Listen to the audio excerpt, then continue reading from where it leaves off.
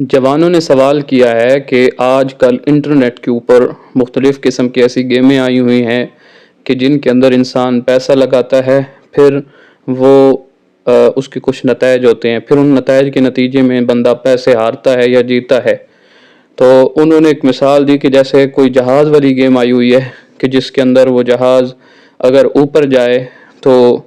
ان کو پیسے مل جاتے ہیں، اور اگر اس کے اندر کوئی خرابی آ جائے تو پھر ان کے پیسے جو ہیں وہ ضائع ہو جاتے ہیں۔ تو ایسی گیمیں یا ایسے کھیل، چاہے وہ آن لائن ہوں یا آف لائن ہوں، اس سے کمائی گئی دولت کا کیا حکم ہے؟ تو میرے دوستو، بات سمجھ لیں، اللہ رب العزت نے اس کو حرام کیا ہے، اور یہ جوا ہے۔ جوا چاہے آن لائن کسی شکل کے اندر ہو یا آف لائن کسی شکل کے اندر ہو، وہ حرام ہے۔ چاہے وہ کسی آن لائن گیم کے اندر ہو یا پھر کسی آف لائن گیم کے اندر ہو یا کسی اور شکل کے اندر پایا جائے، تو شریعت اسلامی کی روح سے جوا حرام ہے، اور اس کی مختلف صورتیں، چاہے وہ گیمیں ہوں، چاہے وہ جو بھی ہوں، تو وہ حرام ہیں۔ اس سے کمائی گئی دولت حرام ہے، اس کو حلال نہیں سمجھا جائے گا، بلکہ وہ حرام کاری کے اندر بندہ ملوث ہوگا اور وہ گناہ کا کام کر رہا ہے۔ یہ وہ چیزیں ہیں جن کا سیکھنا جوانوں کے لیے بہت ضروری ہے۔ لوگ اس کو حلال سمجھ کے کھاتے ہیں اور اس کو بڑی جناب اپنی کمائی سمجھ کے کھا رہے ہوتے ہیں، حالانکہ انہیں اس بات کا اندازہ نہیں ہے کہ یہ بہت بڑا گناہ ہے اور گناہ کی بات ہے، اور اس سے بچنا چاہیے۔